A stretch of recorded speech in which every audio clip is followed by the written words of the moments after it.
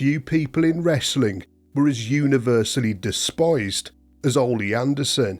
Wrestlers hated working for him, fans tried to kill him, and even Vince McMahon blackballed him from the WWF. And by the end of his life, he'd alienated almost everyone he'd ever worked with. Ole's real name was Alan Rogowski, and he started his wrestling career in the late 1960s after training under Vern Gagne in the AWA.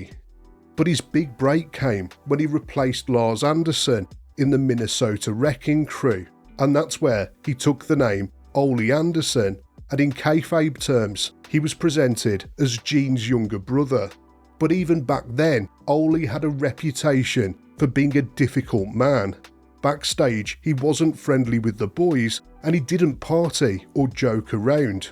Dutch Mantell and Jake Roberts would later describe working with Ole as a miserable experience because he was arrogant, short-tempered, and completely inflexible. In 1976, a fan stabbed him in the chest and left him needing 70 stitches, and another fan slashed him with a knife not long after.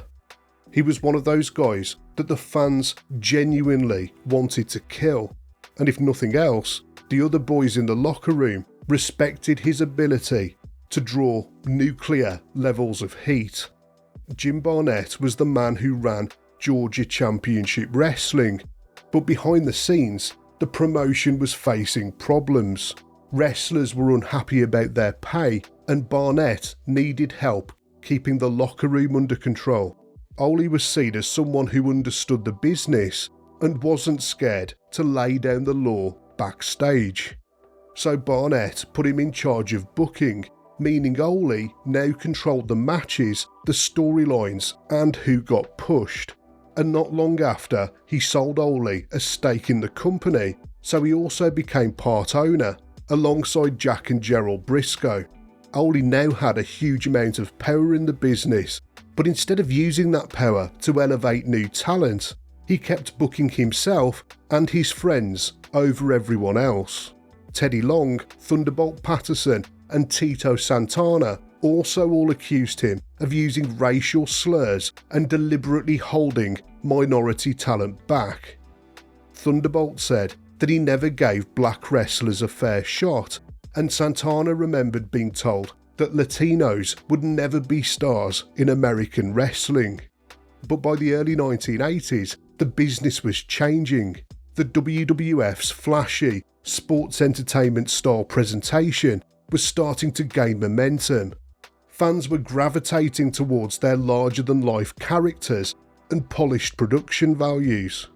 But Ole was disgusted by the WWF's presentation, as it went against everything he believed that wrestling should be. Even years later, in his own book, Anderson said that he didn't understand why anyone would want to watch wrestling if they knew it was, in his own words, bullshit. In his head, the show only worked if fans truly believed it was real, even though half the fans at the time already knew the truth about the business and they didn't care. He even criticised Ric Flair for making wrestling look fake, despite him being one of the biggest draws in NWA history. And plenty of other wrestlers were buried by him simply because he didn't respect them. Tommy Rich was one of the biggest stars in Georgia during the early 1980s. He was popular with the crowd and he'd already been the NWA World Champion, but Ole never liked him, never saw him as a serious wrestler, and he tried to fire him on several occasions. The only reason that Rich was kept around was because Jim Barnett stepped in and overruled Ole. Kevin Sullivan said that Ole had a reputation for letting personal grudges dictate the booking. If you weren't one of his guys or he didn't like you for some reason, then you were either ignored or buried. And then there was the money. Ole was notoriously cheap. While other territories were paying decent wages and treating their wrestlers like superstars, he believed they should just be grateful to have a job. And so, as his influence grew in Georgia, so did the resentment for the people who had to work for him. And that also extended to his business partners. Georgia had become one of the NWA's most powerful territories, thanks to its national time slot on TBS. But behind the scenes, Jim Barnett and the Briscoe brothers were growing concerned with Anderson's stubbornness.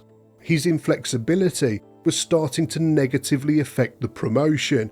Vince McMahon had already taken the WWF National by this point. He was quickly expanding into every major market in the US, and he was destroying the local territories in the process. The TBS time slot was one of the last big pieces left, and Jim Barnett and the Briscoes knew it was only a matter of time before Vince came for it.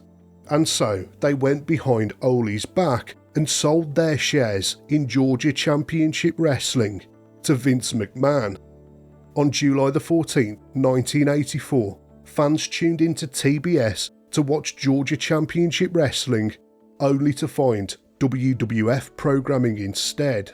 Ole now found himself with a minority stake in the promotion, and he was furious. He refused to work for Vince McMahon and resigned from the company. Not long after the sale, Vince and his wife Linda visited the TBS headquarters in Atlanta. Anderson decided to show up too, and he told Linda and Vince to go f*** themselves. And as far as anyone knows, the two men never spoke to each other ever again. Ole tried to fight back by launching his own promotion, but the momentum was gone. With no other option, he got back into the ring. By the end of 1985, Ole was part of a new faction taking over the NWA, the Four Horsemen. It was one of the few times in his career that was relatively free of conflict, and he did a great job as the grizzled veteran of the group. A couple of years later, he decided to leave the Horsemen to focus on his family, but he didn't stay gone for too long. By 1990, WCW was falling apart. The company had gone through a bunch of different bookers, including Dusty Rhodes and Ric Flair, each of them bringing a different vision to WCW that just didn't really work. There was no consistent creative direction, and the fans were tuning out. Meanwhile, Executive Vice President Jim Herd was making decisions that clashed with what the fans actually wanted. He was a former Pizza Hut manager who was absolutely clueless about wrestling. For example, he was the guy who tried to rebrand Flair as a gladiator called Spartacus. With WCW heading down the toilet, the company turned to Ole because he'd been around the business forever, he knew the old NWA system, and he came cheap. He took over as WCW booker in 1990, and straight away it felt like the clock had been turned back 15 years.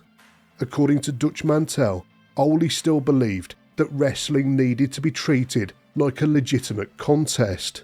The idea that fans might be in on the act, or even worse, that they just wanted some simple entertainment, was something that he just couldn't accept. Jim Cornette later said that Ole's approach to booking was brutal to watch because he refused to evolve.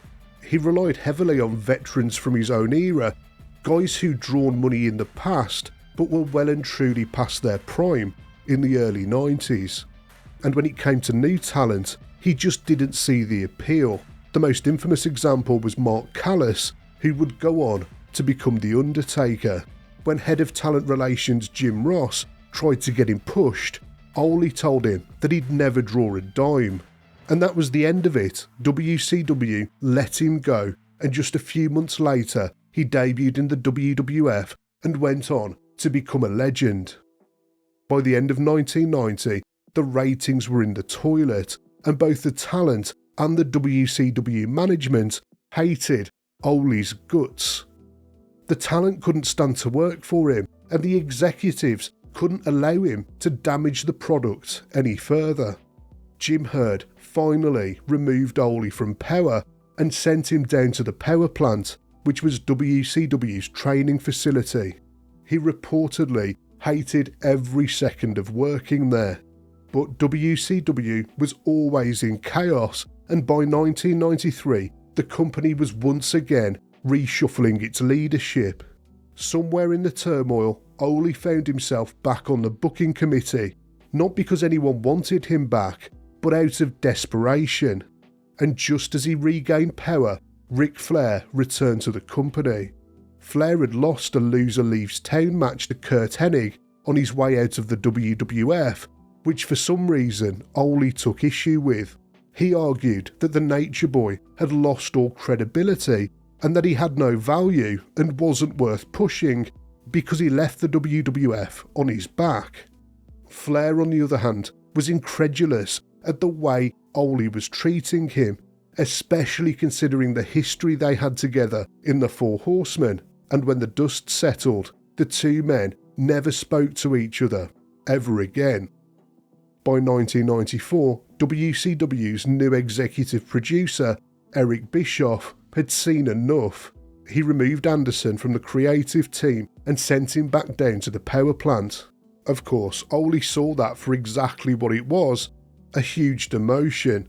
While working at the facility, Ole took to trashing Bischoff at every available opportunity. This didn't sit well with Blackjack Mulligan, who had recently been given a job at the power plant as a trainer by Bischoff himself. Mulligan got so sick of listening to him ranting every day that he knocked him out cold. By the mid-1990s, wrestling had fully moved on without him. Other wrestlers of his generation, including the likes of Ric Flair, Arn Anderson and Dusty Rhodes, all easily adapted to the modern version of pro wrestling, and they all did very well throughout the 90s and beyond, but for Ole, his stubbornness prevented him from doing the same. In 2003, he released a book which was basically 300 pages of him settling scores. He ripped into modern wrestling, trashed the executives that he used to work under, and took every opportunity to insult the people who had passed him by. Ole Anderson didn't just burn his bridges, he made sure that no one wanted to rebuild them ever again.